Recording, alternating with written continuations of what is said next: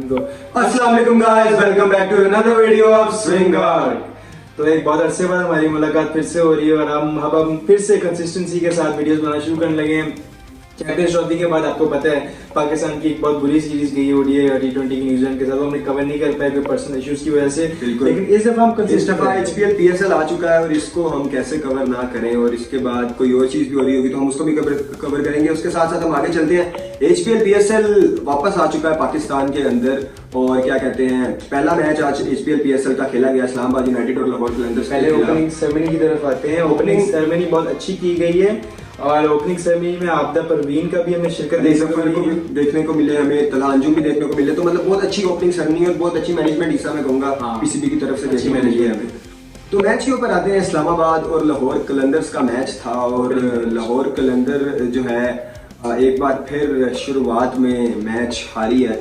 लाहौर की ना एक बड़ी पुरानी आदत है कि वो शुरू में ना मैचेस हार जाता है। एक दफा ना लाहौर पाकिस्तान टीम में यही तो कुछ कॉमनैलिटीज हैं कि यार शुरू में मैच हारने बाद में हार्ट अटैक देना, क्योंकि लाहौर कलंदर का कमबैक बिल्कुल पाकिस्तान टीम जैसा है जो आप लोगों ने देखा है 2 कंसेक्यूटिव ट्रॉफीज उठाने के बाद। लेकिन लास्ट ईयर का जो पीएसएल लाहौर कलंदर के लिए था वो बहुत ही हार्ट ब्रेकिंग था, फैंस के लिए भी और लाहौर कलंदर के लिए भी, जिसकी वजह से आज फिर एक दफा फैन डर चुके हैं। लेकिन बहुत ही ज्यादा जो है हमें बुरी परफॉर्मेंस देखने को मिली है लाहौर कलंदर की तरफ से। ईसा, क्या लगता है कि लाहौर कलंदर को क्या करने की जरूरत है पहले मैच के बाद आपको ये देखने की जरूरत है कि आपका बैटिंग कॉम्बिनेशन को आपने ट्राई किस तरह करना है।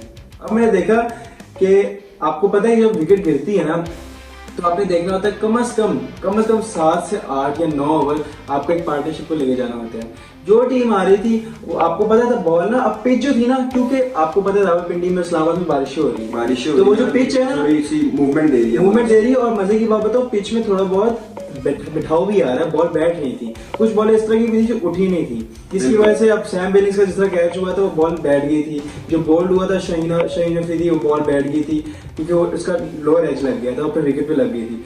तो यही कुछ बातें हैं जो लाहौर को सीखनी चाहिए। जल्दबाजी नहीं करनी चाहिए, वो ना बहुत जल्दबाजी करी। ऐसा मुझे लगता है कि लाहौर कलंदर की बैटिंग जो है हमें शुरू से ही लैकिंग देखने को मिली है। लाहौर कलंदर्स की जो बॉलिंग है वो स्ट्रेंथ है, लेकिन फिर भी जो सी विकेट्स जो होती हैं, तेज विकेटें होती हैं, आपके बैट्समैन को उन पे रन्स करने चाहिए यार। लेकिन और इसी के साथ साथ हमें अब्दुल्ला शफीक की भी तारीफ करनी होगी, जो तो उसने बहुत अच्छी बैटिंग की है यार।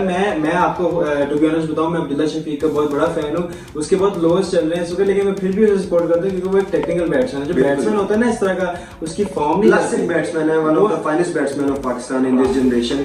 और मुझे लगता है कि लाहौर कलंदर के लिए भी बहुत बड़ा टैलेंट होंगे, लेकिन अब्दुल्ला शफीक के अलावा लाहौर कलंदर की तरफ से ऐसा किसी ने भी अच्छा परफॉर्म नहीं किया। और आपने देखा है फखर जमान भी आउट हो गए, उसके बाद डेविड मिचेल ने एक अच्छा कैमियो खेलने की कोशिश की, एक चौका मारा, 2 चौके मारे, इसने एक छक्का भी मारा, लेकिन उसके बाद वो आउट हो गए। और उसके बाद शाहीन शाह अफरीदी ने अपने आप को जो ऊपर भेजने की एक आदत है उसको खत्म नहीं करना। उसने कहना मैंने ऊपर आना है क्योंकि वो एक I am an all rounder, Who is a bowler? I am an all-rounder. वो अपने आप को ऑलराउंडर समझता है, वो भी बॉलिंग पे ध्यान नहीं दे रहा। शहीन ने कहा I am an all-rounder. I am not a bowler. I am an all-rounder. ठीक है, अब वो भाई वो अपने आप को ऑलराउंडर समझ बैठा है। बिल्कुल भाई साहब, तू न्यू बॉल का बॉलर है, तेरी बॉल क्यों नहीं स्विंग हो रही थी? शहीन से मुझे भी इस बात में मैं कहूंगा कि शहीन में और मेरे में अब ज्यादा फर्क रह नहीं गया है, क्योंकि हम दोनों की बॉलिंग एक जैसी है। मैं भी इतना स्कोर खा लेता हूँ 1-2 ओवर में और शहीन भी इतना स्कोर खा लेता है। तो शहीन वाली चीज नजर नहीं आ रही, क्योंकि आप लोगों को पता है जब शुरू में शहीन आए थे लोग उसको स्टार्क से कंपेयर करते थे, आमिर से कंपेयर करते थे, लेकिन वो मैं आपको एक रियलिटी चेक दूं, शहीन अब आपका स्टार नहीं है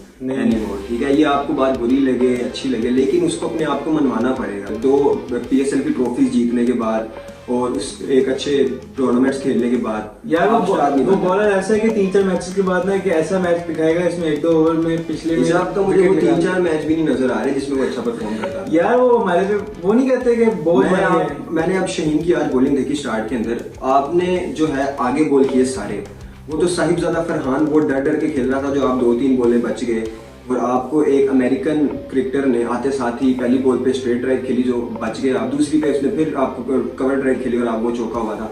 तो शहीन को ये चीज समझने की जरूरत है कि उसको आगे वाली आदत छोड़ देनी चाहिए अब, क्योंकि इतनी लंबी 6.5 फुट का क्या फायदा जब वो आगे ही बॉल करने ही साथ। लेकिन खैर उसके साथ साथ हम आएंगे हारिस रऊफ के ऊपर भी।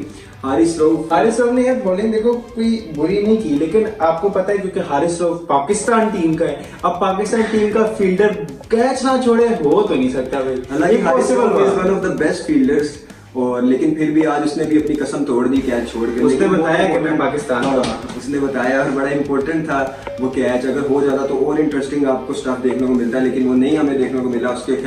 उसके साथ साथ इस्लामाबाद की ईसा तारीफ किए बगैर हम नहीं रह सकते, क्योंकि जेसन होल्डर ने जिस तरह की बॉलिंग की, शादाब खान, जेसन होल्डर का आपको पता है डेब्यू मैच था, ड्रीम डेब्यू था एक किस्म का। हालांकि आखिरी बॉल पर उसका थोड़ा सा बिलो एवरेज हो गया था एंड पे जब उसने नो बॉल वगैरह की, लेकिन उसके अलावा भी 4 विकेटें 26 रन देके उसने ली थी। और शादाब खान ने भी बहुत अच्छा कमबैक किया है थोड़ा बहुत, क्योंकि पहले बहुत ज्यादा उसको लोग ट्रोल कर रहे थे उसकी बॉलिंग की वजह से, अच्छा कमबैक देखने को हमें मिला। पिच पे भी स्पिन का एक मूवमेंट हो रहा था, तो स्पिनर्स को बहुत एडवांटेज हुआ। आपने देखा है कि लाहौर कलंदर्स की जो पहली विकेट थी वो आसिफ अविदी में हुई है, तो आपको देखने को मिला कि स्पिन को बड़ा एडवांटेज मिल रहा था। तो शादाब खान और इस्लामाबाद ने एक प्रॉपर टीम की तरह खेला है, प्रॉपर टीम की तरह। इस्लामाबाद की टीम में इससे मुझे ना स्ट्रेंथ नजर आती है, जैसे कि वो आती जीतने के लिए। हाँ, उनकी टीम बॉडी लैंग्वेज बता रही होती है कि यार हम जीतने आए हैं। किसी वजह से वो 3 टाइम चैंपियन है। वो एक्चुअली एक तरह से ना वो नहीं होते पीएसएल के ऑस्ट्रेलिया पीएसएल यार, उनको ज्यादा देर आप बाहर नहीं रख सकते। अगर वो बुरा भी खेलेंगे तो मैक्सिमम नॉकआउट स्टेज तक पहुंचेंगे, वो ऐसी टीम है। तो इनको बैक रखना बड़ा मुश्किल है, लेकिन लाहौर भी कम नहीं है भाई, उनकी टीम बड़ी अच्छी है। लेकिन आपको पता है बुरी आदत छोड़नी पड़ेगी, पहले मैच हारेंगे फिर हम नॉकआउट्स तक जाएंगे। यार अब आपको मजे की बात तो, उनका कैप्टन बुरा नहीं है, लेकिन उनके कैप्टन में एक ईगो इशू है। जब आप ईगो इशू ले होगा ना कि सिर्फ मेरी मर्जी होगी, मैं गलत भी कर रहा हूँ लेकिन उस पर अड़ा रहना, ये शहीन की खासियत है। ये चीज अगर चलती रही तो शायद शहीन शाह अफरीदी अपनी कैप्टनसी से भी हाथ धो सकते हैं। यार कैप्टनसी से हाथ धोएगा तो फिर टीम से भी हाथ धो बैठेगा। यस, उसके साथ साथ हम आगे चलते हैं, इस्लामाबाद की बैटिंग के ऊपर आते हैं। कोलिन मनरो और सलमान अली आगा ने क्या बेहतरीन फिनिश किया। कोलिन मनरो तो उनका एक अरसे से एक बैकबोन बना हुआ है बैटिंग में। कोलिन मनरो ने 59 रन बनाए, जबकि सलमान अली आगा ने 41 रन किए। उसके साथ साथ साहिबजादा फरहान की अगर इसे हम बात करें तो इतना ज्यादा प्रेशर डरे हुए थे। आपने देखा 40 चेज करना था, 240 थोड़ी था। यार रमीज राजा की आप लोगों ने कमेंट्री सुन रहे होंगे, उसने कहा था कि यार इसने अभी पिछले कप में ना डोमेस्टिक कप में बड़ी बहुत अच्छी परफॉर्मेंस दी है, लेकिन उसकी तरह खेल नहीं रहा। कहते हैं कि इतना आप इतना डर डर के खेलने के बाद हमें थोड़ा सा इंटेंट नजर आया साहिबजादा फरहान की बैटिंग में। 3 छक्के लगाए उन्होंने, लेकिन उसके बाद वो एक साइड पे जो लेग पे उनको बॉल आया हारिस रऊफ का, उन्होंने कैच पकड़ा दिया।